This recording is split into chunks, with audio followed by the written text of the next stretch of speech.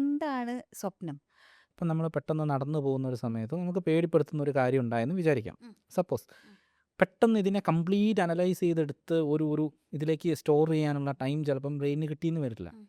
അപ്പോൾ ആ സമയത്ത് ഇതിൽ നിന്ന് കിട്ടുന്ന നോളജ് എല്ലാം എടുത്തു വെച്ചിട്ട് നമ്മൾ ഉറങ്ങുന്ന ഈ ഒരു സമയത്ത് ഇതിനെ റീപ്രോഗ്രാമിംഗ് ചെയ്ത് അനലൈസ് ചെയ്തെടുക്കുന്ന ഒരു മെത്തേഡാണ് ശരിക്കും സ്വപ്നം എന്ന് പറയുന്നത്. ഇത് നമ്മുടെ ലൈഫിൽ മുമ്പ് നടന്നിട്ടുള്ള പല എക്സ്പീരിയൻസുകൾ, ഇപ്പോൾ ചില ആൾക്കാർ ചില പെർട്ടിക്കുലർ ഡ്രീം തന്നെ കണ്ട് പേടിക്കുന്നതിനെ കുറിച്ച് പറഞ്ഞു കേട്ടിട്ടില്ലേ? ഉണ്ട്, ഉണ്ട്. ഇപ്പം എന്താ പറയുക, സ്ഥിരമായിട്ടൊരാളെ കാണുന്നു, ആ, അതാരാന്നറിയില്ല. ആ, ഇതൊരു തരം ഡ്രീമിൽ ഉണ്ടാവുന്ന ഒരു പൊസഷനാണ്. ആ. അത് ഇയാൾക്ക് പണ്ടുണ്ടായിട്ടുള്ള ഒരു പേടി സാധനത്തിനെ എടുത്തിട്ട് നമ്മൾ സ്വപ്നത്തിൽ കണ്ടുകൊണ്ടിരിക്കുന്ന ഒരു മെത്തഡാണ്. ചില ആൾക്കാർ നമ്മൾ പ്രത്യേകിച്ച് സിനിമകളിലൊക്കെ നമ്മൾ സ്വപ്നം കണ്ട് എണീക്കുമ്പോൾ വിയർത്തിരിക്കുന്നതായിട്ട് നമുക്ക് തോന്നാറുണ്ട്. പേടി സ്വപ്നങ്ങൾ പ്രത്യേകിച്ച്. ആ, ശരിക്കും സ്വപ്നത്തിൽ കാണുന്ന കാര്യങ്ങൾ നമുക്ക് നമ്മുടെ സെൻസറി ഓർഗൻസ് വെച്ച് ഫീൽ ചെയ്യാൻ പറ്റുമോ?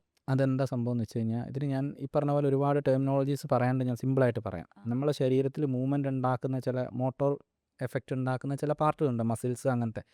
ഇത് നേരത്തെ ഞാൻ പറഞ്ഞ പോലെ ഈ അസിറ്റൈൽ കൊളൈനൊക്കെ ഹൈ ആയി വരുന്ന സ്വപ്നത്തിൻ്റെ ആ ഒരു സ്റ്റേറ്റിൽ നമ്മളെ സ്പൈനിൽ നമുക്ക് എന്ത് ചെയ്യാൻ പറ്റില്ല, സ്പൈനൽ കോഡ് കൂടി ഇത് പോയിട്ട് ഈ ചലിക്കേണ്ട ഭാഗങ്ങളെല്ലാം നിഷ്ക്രിയമായി പോകും. അപ്പോൾ നമ്മൾ പെട്ടെന്ന് എഴുന്നേൽക്കുന്ന പോലത്തെ ഒരു സ്റ്റേറ്റ് വരികയും ചെയ്യും, നമ്മുടെ ശരീരം അനങ്ങാണ്ടും വരും. അപ്പോൾ ആ ഒരു സമയത്ത് നമ്മൾ സ്ട്രഗിൾ ചെയ്യുമ്പോഴാണ് നമ്മൾ വേർത്ത് ഹാർട്ട് ബീറ്റ് കൂടി ശ്വാസം മുട്ടിയൊക്കെ നമ്മൾ പെട്ടെന്ന് എഴുന്നേൽക്കുന്നത് പോലെ തോന്നും. ഇത് തമ്മിലുള്ള ഒരു ചെറിയ കണക്ഷൻ അവിടെ ഇതാവുന്നതാണ്. ആ രീതിക്കാണ് നമുക്കത് ഫിസിക്കലി എഫക്റ്റ് ആവുന്നത്.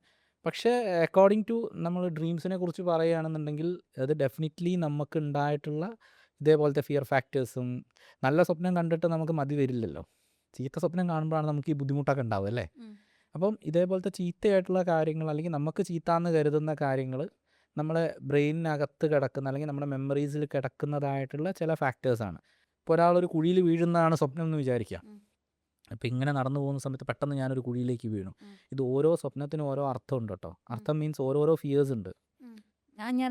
ഞാൻ എഴുതി വെച്ചിട്ടുണ്ട്. ഞാൻ അങ്ങോട്ടേക്ക് ഇപ്പം ഓരോന്ന് കാണുന്നു, ഇപ്പോൾ നമ്മൾ വിചാരിക്കും അങ്ങനെ എല്ലാ സ്വപ്നവും ഒരുപോലെയല്ലേ എന്ന്. അങ്ങനെയല്ല. ഓരോരോ കഥയ്ക്ക് പിന്നിലും ഒരു കഥയുണ്ട്. മാം ഒരു സ്വപ്നം കണ്ടു. സ്വപ്നം കണ്ടിട്ട് മാം എന്താ പറയുന്നത്, ഞാൻ ദിവസവും രാവിലെ ഇങ്ങനെ നടന്നു പോകുന്നു. ഫിയർ ഓഫ് ഫാൾ എന്ന് പറയുന്നൊരു സാധനം, നമ്മളൊരു വലിയ ക്ലിഫിന്റെ മേളിന്ന് വീഴുന്നത്. ഇത് നമുക്ക് basically fear of death, fear of fall, ഇങ്ങനത്തെ കുറച്ച് ഫിയേഴ്സുകളുണ്ട്. ഇത് നമുക്ക് പൂർവികമായിട്ടേ എവല്യൂഷൻ്റെ പാർട്ടായിട്ടേ നമുക്കുള്ളതാണ്. മരിച്ചു പോകാന്നുള്ള പേടി, മുകളിൽ നിന്ന് താഴേക്ക് വീഴുക എന്നുള്ള പേടി, ഒറ്റപ്പെടുക എന്നുള്ള പേടി, ഇങ്ങനെയുള്ള ഒറ്റപ്പെട്ട് കഴിഞ്ഞാൽ ഓടിയിട്ട് എത്തുന്നില്ല, നമ്മളെന്തോ കെട്ടിയിട്ട പോലത്തെ ഒരവസ്ഥ.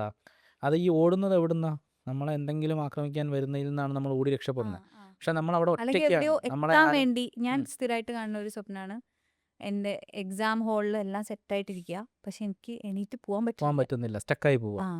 അപ്പോൾ അത് നമ്മൾ വിചാരിക്കുമ്പോൾ ഇതെന്താ, അത് പഠിക്കുന്നതിനുള്ള പേടി കൊണ്ടായിരിക്കും എന്നാണ് പൊതുവേ പറയുക. പക്ഷെ അതായിരിക്കില്ല.